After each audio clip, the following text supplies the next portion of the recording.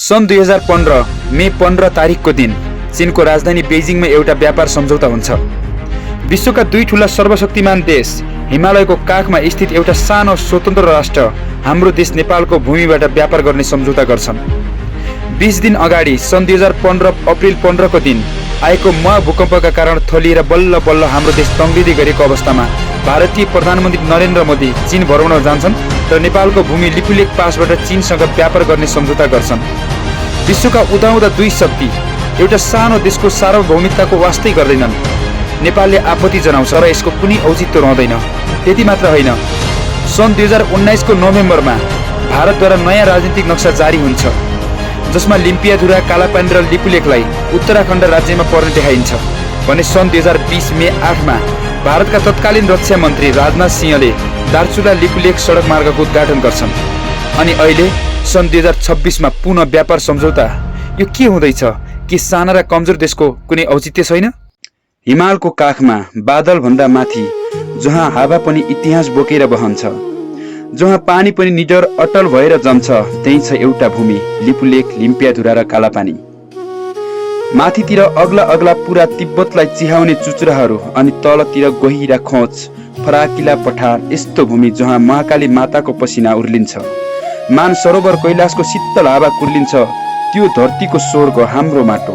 तर अफसोस, एक यस्तो भूभाग जो नेपाल र भारत बीच दशकौंदेखि विवाद, राजनीति, राष्ट्रियता र कूटनीतिक तनावको केन्द्र बनेको छ। दशकौंदेखि नेपालमा राजनीति गर्ने पेशा बनेको छ। दशकौंदेखि माइती घरमा राष्ट्रियता खोक्ने कारण बनेको छ। दशकौंदेखि भारतले चीनका गतिविधि निहाल्ने दूरबीन बनेको छ र दशकौंदेखि दुई देशको तनाव स्थल बनेको छ। नमस्ते साथीहरू, आज हामी त्यो भूमिको कुरा गर्दैछौँ जो नेपालको नक्सामा त छ तर शासन व्यवस्थामा छैन, जहाँ नेपाली बस्छन्, नेपालीपन छ तर नेपाल छैन, जहाँ नेपाल हो त्यहाँ पुग्न पनि भारतको बाटो भएर जानुपर्छ, जहाँ नेपाल हाम्रो भूमि हो भन्छ तर भारतीय सेनाले बुट बजार्छ। आखिर यस्तो किन भयो? आखिर यस्तो किन भयो? कसरी भयो र कहिलेदेखि भयो? के यसको कुनै समाधान छैन? आउनुहोस्, आज हामी यस भिडियोमा हाम्रो कालापानी, हाम्रो लिपुलेख र हाम्रो लिम्पियाधुरा क्षेत्रको इतिहासदेखि वर्तमानसम्मको अवस्था र त्यहाँको जनजीवनको पूरा सत्य तथ्य चर्चा गर्दैछौँ। साथीहरू, नेपालको सुदूरपश्चिम प्रदेशको सुदूर उत्तरमा स्थित दार्चुला जिल्लाको ब्यास गाउँपालिकामा पर्ने यी कालापानी, लिपुलेख र लिम्पियाधुरा क्षेत्र दशकौंदेखि मुख्य भूमि नेपालसँग छुटिएका छन्। लगभग 335 देखि 372 वर्ग किलोमिटर क्षेत्रफलमा फैलिएको महाकालीका दुई शाखा नदीले घेरिएको लिम्पियाधुरा र भारतले आफ्नो सैनिक दस्ता राखेको कालापानी, लिपुलेख क्षेत्र आजभोलि नेपाल भारतको सम्बन्ध मापन गर्ने आधार, मिडिया तताउने स्रोत र विवादको केन्द्र बनेको छ। यो क्षेत्र पश्चिममा भारतको उत्तराखण्ड राज्यसँग जोडिएको छ भने उत्तरतर्फ चीनको तिब्बत छ। त्यसैले यो केवल सीमा विवाद मात्र होइन, यो दक्षिण एसियाको महत्त्वपूर्ण ट्राइजङ्सन भू राजनीतिक क्षेत्र पनि हो। विवादको सुरुवात सन् 1816 सुगौली सन्धि। यस विवादको जरो पुग्छ सन् 1816 मा नेपाल र ब्रिटिस इस्ट इन्डिया कम्पनी बीच भएको सुगौली सन्धिमा। सन् 1814 मा सुरु भएको एङ्ग्लो नेपाली युद्धमा परम्परागत शैली, स्थानीय हात हतियार र अथाह हिम्मतको बलमा नेपाली वीरहरूले बहादुरीपूर्वक आधुनिक हतियारले सुसज्जित ब्रिटिस इस्ट इन्डिया कम्पनी सेनासँग युद्ध त गरे, तर अफसोस नतिजा हाम्रो हातमा थिएन।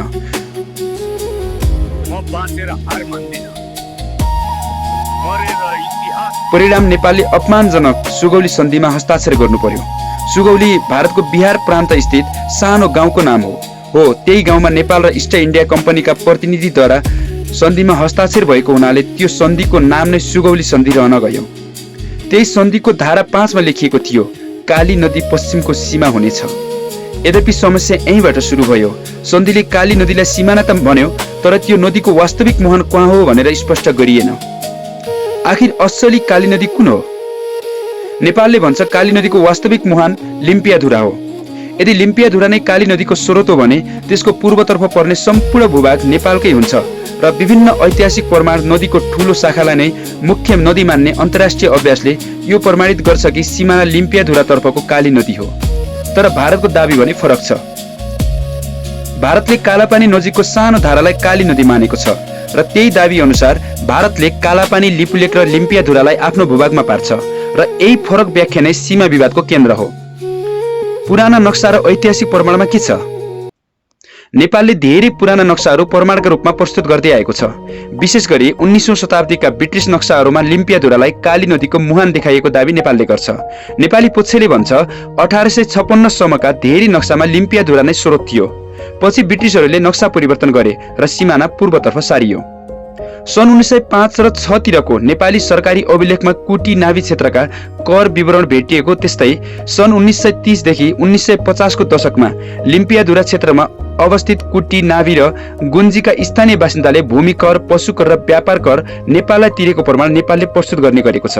त्यस्तै नेपालले विक्रम सम्वत 2018 सन् 1961 सम्म प्रत्यक्ष जनगणना समेत गरेको पाइन्छ। तर भारत भन्छ इतिहास भन्दा पनि इफेक्टिभ एडमिनिस्ट्रेटिभ कन्ट्रोल महत्त्वपूर्ण कुरा हो। अर्थात् दशकौंदेखि प्रशासन, सेना र नियन्त्रण भारतकै छ। साथै ऐतिहासिक नक्सालाई भारतले प्रमाणको रूपमा मान्दैन। ऊ भन्छ नक्सा ऐतिहासिक खोज्ने हो भने पूरा दक्षिण एसिया भारतको हो। आखिर भारतीय सेना कसरी पुग्यो लिपुलेक कालापानी? सन् 1962 मा चीन र भारतबीच युद्ध भयो, जसलाई साइनो इन्डियन वार पनि भन्ने गरिन्छ। त्यही समयदेखि भारतले कालापानी क्षेत्रमा सुरक्षा चौकी र सेना राख्न थालेको थियो भने त्यति बेला नेपालका प्रधानमन्त्री थिए डाक्टर तुलसी गिरी। त्यो बेला नेपालमा राजा महेन्द्रको पञ्चायती शासन व्यवस्था थियो। भारत चीन युद्धका कारण हिमाली क्षेत्रमा सुरक्षा तनाव निकै बढेको थियो र भारतले चीनबाट सम्भावित खतरा देखाउँदै कालापानी क्षेत्रमा सैनिक उपस्थिति बनाएको बताइन्छ। पछि विभिन्न नेपाली इतिहासकार र कूटनीतिज्ञहरूले दाबी गरे अनुसार त्यो उपस्थिति अस्थायी भनिए पनि लामो समयसम्म कायम रह्यो। सन् 1950 देखि 60 को दशकमा इन्डिया र चाइनाबीच तनाव बढेपछि नेपालको उत्तरी सीमाका विभिन्न ठाउँमा भारतीय सुरक्षा चौकीहरू स्थापना गरिएको थियो। त्यो बेला नेपालका राजा महेन्द्रले चीनतर्फको गतिविधि निगरानी गर्न भारतलाई केही सीमा चौकी राख्न अनुमति दिएको बताइन्छ। इतिहास अनुसार नेपालका उत्तरी क्षेत्रमा करिब 17 वटा भारतीय चेकपोस्ट थिए भन्ने उल्लेख भेटिन्छ। तीमध्ये मनाङ, मुस्ताङ, ओलाङचुङ्गला, नामचेक, कुटी, कालापानी लगायतका क्षेत्र उल्लेख गरिन्छ। तर पछि नेपालमा राष्ट्रियता र सार्वभौमिकताको बहस चर्किन थाल्यो। राजा महेन्द्रले भारतीय सैन्य चेकपोस्ट हटाउन पहल गरे। अनन्त सन् 1969 मा नेपालका प्रधानमन्त्री कृतिनिधि विष्टले औपचारिक रूपमा भारतीय चेकपोस्ट र सैन्य सम्पर्क समूह हटाउन आग्रह गरेपछि अधिकांश भारतीय पोस्ट हटाइए। तर नेपाली पक्षका अनुसार कालापानी क्षेत्रको भारतीय उपस्थिति भने पूर्ण रूपमा हटेन र पछि यही विषय ठूलो सीमा विवादको आधार बन्यो। सन् 1962 मा भारत र चीन बीच युद्ध भयो। त्यसपछि भारतले सुरक्षा कारण देखाउँदै कालापानी क्षेत्रमा सेना राख्यो। त्यति बेला नेपाल मौन जस्तै रह्यो। तर धेरै नेपाली इतिहासकारका अनुसार त्यो अस्थायी उपस्थिति स्थायी नियन्त्रणमा बदलियो। सन् 2015 देखि विवाद फेरि किन चर्कियो? यो सीमा विवाद तब चर्कियो जब सन् 2015 मा भारत र चीनले लिपुलेक हुँदै व्यापार र यात्राको सहमति गरे। नेपाल सरकारले कडा विरोध जनायो। जनस्तरमा पनि व्यापक चर्चा भयो।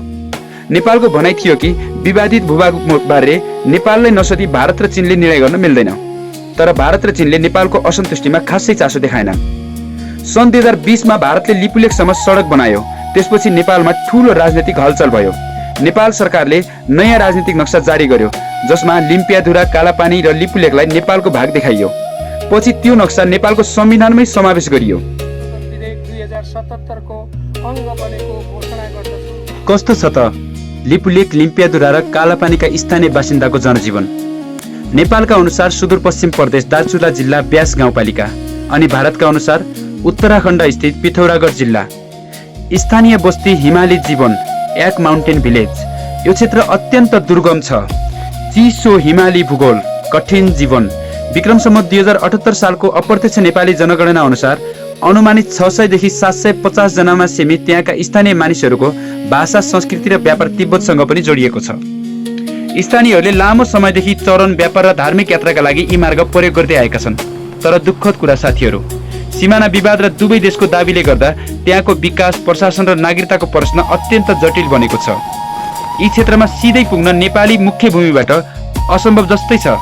नक्सा नेपालसँग छ, तर हाम्रो लागि लज्जास्पद त्यहाँ प्रशासन भारतको चल्छ। आज भारतले त्यहाँका नेपाली बासिन्दालाई स्थानीय आधार कार्ड, प्यान कार्ड र नागरिकता दिएको छ, बजारको पहुँच दिएको छ, सामान्य विकासका पूर्वाधार दिएको छ। तर नेपालले मात्र 3 शब्द, कालापानी हाम्रो हो, लिपुलेक हाम्रो हो र लिम्पियाधुरा हाम्रो हो, त्यो पनि काठमाडौँमा माइतीघर मण्डलाबाट। गुन्जी, नाभी र कुटीमा 600-700 नेपाली मन त छन्, तर नेपाली जीवन छैन। आज काठमाडौँ र दिल्लीले लिम्पियाधुरालाई आफ्नो दाबी गर्दै गर्दा दुःख स्थानीय जनताले पाएका छन्। भनिन्छ नि, देश हुनको लागि भूमि मात्र होइन, त्यहाँ जनता हुन आवश्यक छ। नेपाली त जो कोही होलान्, तर नेपालीत्व हुन नेपालीले अपनत्व देखाउनु जरुरी छ। आखिर किन महत्त्वपूर्ण छ यो क्षेत्र? लिपुलेक केवल एउटा पहाडी पास मात्र होइन, यो कैलाश मानसरोवर यात्राको प्रमुख मार्ग हो, भारत र चीनको व्यापार मार्ग हो, सामरिक रूपमा अत्यन्त संवेदनशील क्षेत्र हो। विशेष गरी चीन, भारत र नेपालको त्रिदेशीय सिमाना भएकाले यसको भू राजनीतिक महत्त्व धेरै ठूलो छ। त्यसैले पनि आजसम्म विवाद समाधान भएको छैन। नेपालले बारम्बार कूटनीतिक वार्ताको माग गरिरहेको छ, भारतले भने आफ्नो प्रशासनिक नियन्त्रण कायम राखेको छ। हालै पनि लिपुलेक हुँदै कैलाश यात्रा सञ्चालनलाई लिएर नेपाल सरकारले आपत्ति जनाएको छ। अन्तर्राष्ट्रिय कानुनमा सिमाना विवाद समाधानका लागि पुराना सन्धि, ऐतिहासिक नक्सा, प्रशासनिक नियन्त्रण र स्थानीय अभ्यासलाई मुख्य आधार मानिन्छ।